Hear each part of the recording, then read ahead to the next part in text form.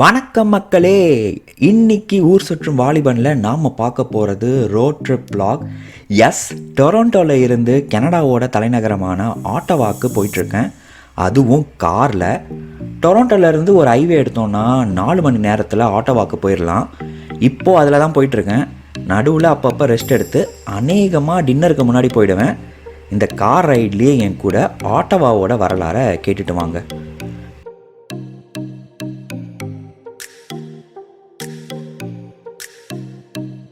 ஆல்கான்குவின்கிற பழங்குடி மக்கள் உபயோகித்த அடாவேங்கிற வார்த்தையில் இருந்து தான் ஆட்டவா உருவாச்சு.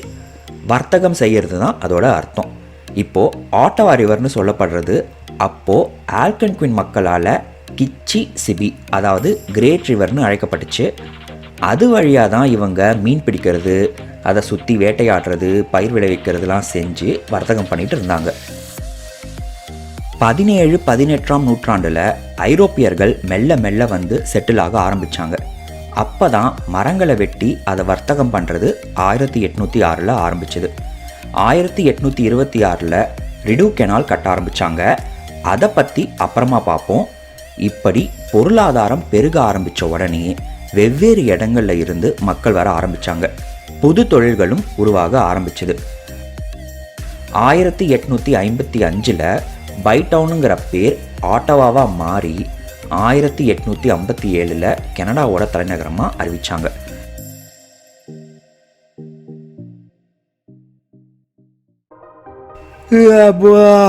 கதையை கேட்டு உங்களுக்கு ரெஸ்ட் தேவைப்படுதில்ல? எனக்கும் தான். வாங்க ஒரு பிரேக் எடுப்போம்.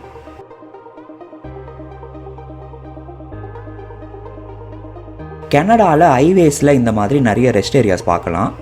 இதோட பேர் ஆன் ரவுட். ஹைவேஸில் இருந்து எக்ஸிட் எடுத்துகிட்டு அப்படியே ஹைவேஸில் திரும்ப ஈஸியாக ஜாயின் பண்ணிக்கலாம். கேஷ் எடுக்கணுன்னா, இல்லை ஸ்நாக்ஸு, பர்கர், காஃபி, டீ மாதிரி கிராப் பண்ணிக்கணுன்னா, ரெஸ்ட் ரூம் போகணுன்னா கூட எல்லா ஃபெசிலிட்டிஸும் இங்கே இருக்குது. வாங்க உங்களுக்கு ஒரு ரவுண்டு காட்டுறேன்.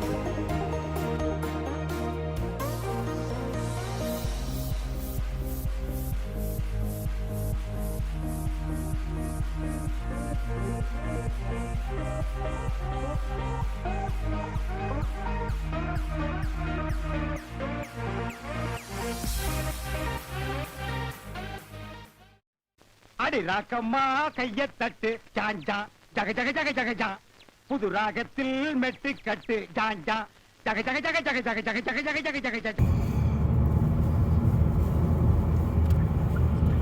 நான் உள்ளே போய் எதுவும் வாங்கலை. ஏன்னா தமிழர் பண்பாடுபடி டூருக்கு கிளம்பும்போது வீட்லேயே ஸ்நாக்ஸ் கட்டியாச்சு. சின்ன வயசில் ஸ்கூல் டூர் போகும்போது குச்சி சிப்ஸு, பாப்பின்ஸு, பட்டர் பிஸ்கெட்லாம் அப்பா அம்மா பேக் பண்ணி கொடுத்தது ஞாபகம் வந்துச்சுன்னா கமெண்ட்ஸில் வந்து சொல்லுங்கள். ஒரு கையில் பிஸ்கெட்டு, இன்னொரு கையில் சூடா டீ, காரில் மெலடி மியூசிக்கு, சுற்றி சீனரி, ஈவினிங் டைமு. அடடடடடடா.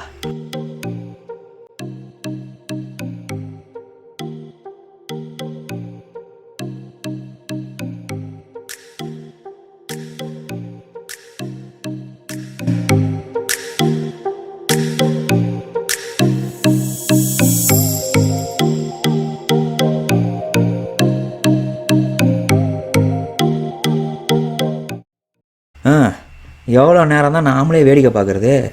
நான் கார் ஓட்ட வேண்டிய டைம் வந்தாச்சு. நீங்கள் சீனரி பார்த்துட்டு வாங்க.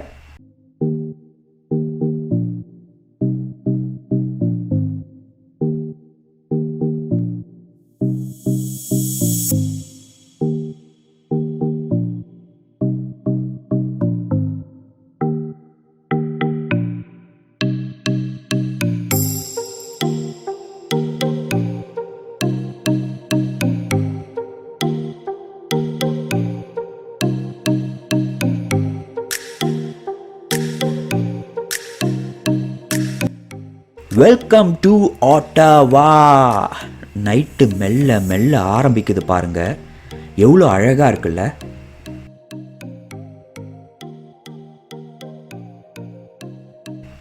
ரூம்லாம் செக்இன் பண்ணிட்டு டின்னர் சாப்பிட ஹோட்டல் தேடிட்டு இருக்கேன்.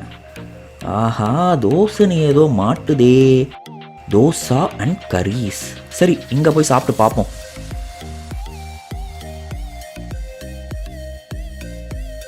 ஸ்டார்டராக பேபி கார்ன் 65, பேட்டர் அதிகமாக இல்லாமல் நல்ல கிறிஸ்பியாக இருந்துச்சு. பட் பேட்டரில் உப்பு இல்லை, தப்பில்லை.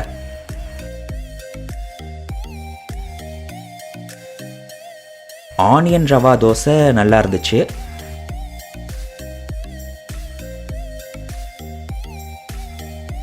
தேங்காய் சட்னியும் இஞ்சி போட்ட தக்காளி சட்னியும் பக்கா சைட் டிஷ்ஷாக இருந்தது. சாம்பார் சொல்கிற அளவுக்கு இல்லை.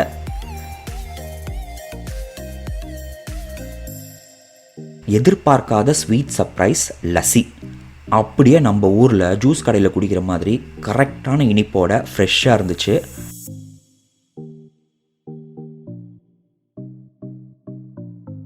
அவ்வளோ நேரம் கார் ஓட்டிகிட்டு வந்ததுக்கு ஏமாத்தாத அளவுக்கு ஒரு திருப்தியான சாப்பாடு. இந்த ஃபீல் குட்டோட டே 1 முடிச்சுக்கிறேன். இப்போ ஒரு குட்டி தூக்கம் போட்டுக்கிறேன். இப்படிங்கிறதுக்குள்ளே உங்களை டே 2 மீட் பண்ணுறேன்.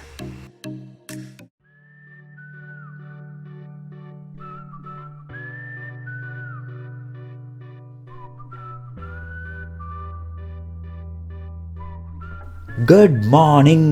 இன்றைக்கி டே 2 ஆட்டோவாவில் காலையில் எழுந்து ரெஃப்ரெஷ் பண்ணிவிட்டு சூடாக டீ போட்டு குடிச்சிட்ருக்கேன். காலை வேலைகள்லாம் முடிச்சுட்டு ஃபஸ்ட்டு ரிடோ கனால் போய் பார்க்கலாம். ஏன்னா நான் இருக்கிற இடத்துலேருந்து 10 to 15 minutes தான் வாக் பண்ணால் சின்ன எக்ஸசைஸ் மாதிரி இருக்கும்ல. இதுதான் அந்த கெனால். இந்த டைமில் இப்படி தான் ஐஸாக இருக்கும். இதோட ஹிஸ்ட்ரியை பார்ப்போமா? 1812 அமெரிக்காவுக்கும் கிரேட் பிரிட்டனுக்கும் போர் நடந்தது.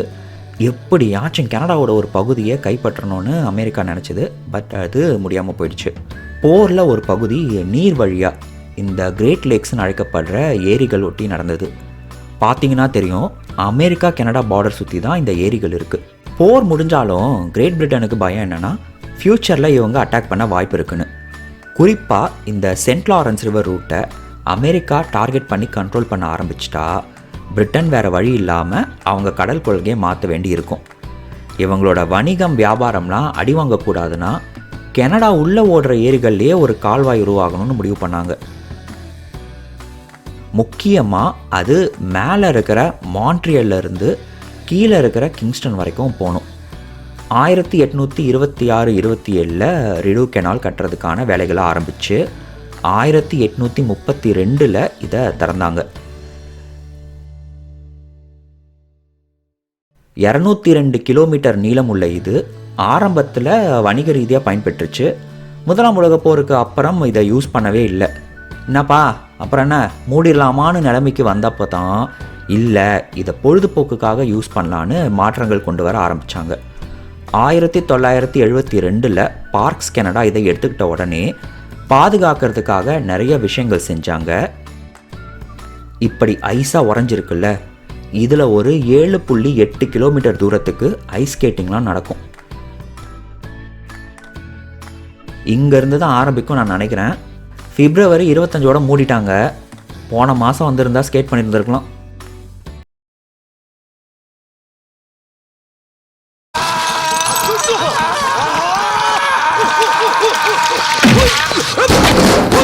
$2007 யுனெஸ்கோ இதை பாரம்பரிய சின்னமாக அறிவிச்சிருக்காங்க. சம்மர் வந்தால் இன்னும் அழகாக இருக்கும். போட் ரைட்ஸ்லாம் இருக்குது. வாய்ப்பு கிடைச்சா திரும்ப இங்கே ஒரு விசிட் அடிக்கிறேன்.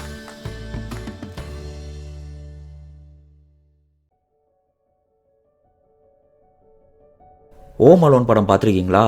அதில் வர மாதிரி பிரம்மாண்ட ஹோட்டலாக இருக்குல்ல. இந்த லக்ஸரி ஹோட்டலோட பேர் ஃபேர்மாண்ட் ஷாட்டோ லாரியே. ஒரு நாளைக்கு ரூமோட ரெண்ட் மினிமம் $200, அதாவது 11,000 ப்ளஸ் டாக்ஸஸ். இவங்க கேட்ட வேலை நம்ம கம்பெனிக்கு கட்டுப்படி ஆகாததால் வெளியே இருந்தே ரசிப்போம்.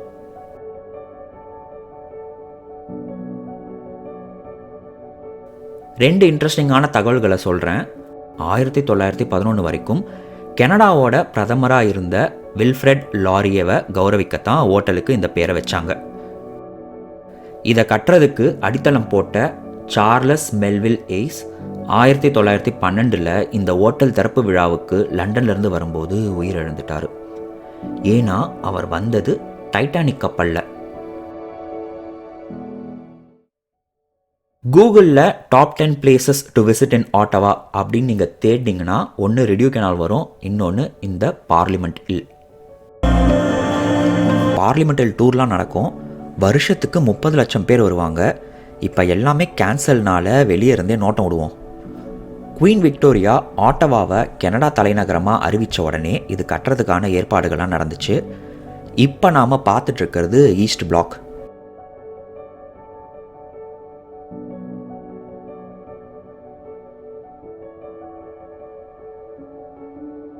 ஃபேர்மாண்ட் ஹோட்டலுக்கு எதிர்த்த மாதிரி இருக்கிற இதுதான் செனட் பில்டிங். ஃபஸ்ட்டு ரயில்வே ஸ்டேஷனாக இருந்து அப்புறம் கவர்மெண்ட்டோட கான்ஃபரன்ஸ் சென்டராக இருந்து இப்போ டெம்ப்ரரியாக செனட்டோட செயல்பாடுகள்லாம் இங்கே நடக்குது. நம்ம ஊரில் லோக்சபா மாதிரி இங்கே ஹவுஸ் ஆஃப் காமன்ஸ் சொல்லுவாங்க. மக்களால் தேர்ந்தெடுக்கப்பட்ட எம்பிஸ்லாம் அங்கே இருப்பாங்க. கனடாவில் எம்பிக்களோட எண்ணிக்கை 338. இந்த செனட் எப்படின்னா ராஜ்யசபா மாதிரி. பிரதமரோட அட்வைஸ் படி கவர்னர் ஜெனரல் 105 செனட்டர்ஸை நியமிப்பாங்க. இது பெரிய டாபிக்குங்கிறதுனால அதை தனியாக வேறு வீடியோவில் பார்ப்போம். இப்போ ஈஸ்ட் பிளாக்குக்கு வாங்க. 1859 கட்ட ஆரம்பித்து 1865 எண்டில் கட்டி முடிச்சிருக்காங்க. அந்த காலத்தில் செனட்டர்ஸு, எம்பிஸு, கவர்னர்ஸோட ஆஃபீஸர்ஸ்லாம் ஈஸ்ட் பிளாக்ல தான் இருந்தது. இதோட பேர் சென்டர் பிளாக். இங்கே தான் House of Commons, original senate officers, அப்புறம் பார்லிமெண்ட் லைப்ரரிலாம் இருக்குது. 1916 ஒரு பெரிய ஃபயர் ஆக்சிடெண்ட்டால் இந்த பில்டிங் ரொம்ப சேதாரமாயிட்டு திரும்ப ரெனோவேட் பண்ணி இம்முறை பிரம்மாண்டமாயின்னு 1920 ரீஓப்பன் பண்ணியிருக்காங்க. இந்த மணிக்கூண்டோட பேர் பீஸ் டவர். ஃபயருக்கு அப்புறம் இதை கட்ட ஆரம்பிச்சிருக்காங்க. முதலாம் உலகப் போரில் இறந்த கெனடியன் சோல்ஜர்ஸ் ஞாபகமாக இதை கட்டியிருக்காங்க. 1927 திறந்திருக்காங்க.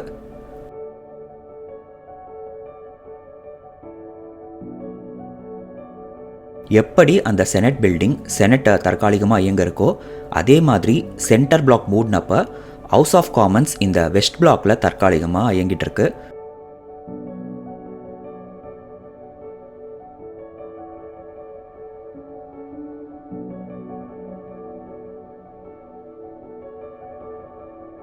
இப்போ வெளியே இருந்து பார்க்க உங்களுக்கு போராக தான் இருக்கும்.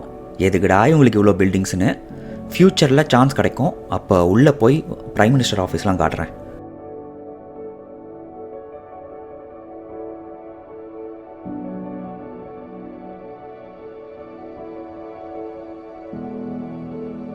நடந்து நடந்து பசி எடுக்க ஆரம்பிச்சிருச்சு.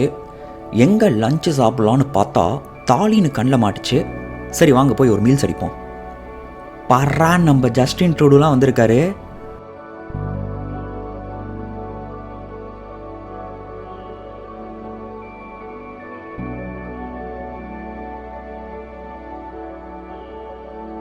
ஃபஸ்ட்டு சாகோ ஸ்பினாச் க்ராக்கெட்ஸ் ஆர்டர் பண்ணேன். சாபுதானா கம்மியாக, உருளைக்கிழங்கு அதிகமாக போட்டிருக்காங்க. முறுக்குன்னு கடிச்சு சாப்பிட நல்லா இருந்துச்சு. நான் பன்னீர் தாலி ஆர்டர் பண்ணேன். பரோட்டாவும் பன்னீர் கிரேவியும் சூப்பராகவே இருந்துச்சு. பரோட்டா லேயராக மிருதுவாக இருந்துச்சு. பட் இவங்களுடைய கிரேவிஸ் ரைஸோட சாப்பிட எடுப்படலை. குறிப்பாக இந்த மஷ்ரூம் மசாலா ஓவர் மசாலாவாக இருந்துச்சு. கத்திரிக்காய் மசாலாவில் ஓவர் புளிப்பு, அதுவும் ரைஸுக்கு செட் ஆகலை. கோகோனட் பேஸில் சாம்பார் ப்ளஸ் குருமா மாதிரி பண்ணியிருந்தாங்க. இது சூப்பராக இருந்துச்சு. கூட பீட்ரூட்டும் பொடி பொடியாக நறுக்கி நல்லா பண்ணியிருந்தாங்க. ஓவராலாக $22 ஆச்சு.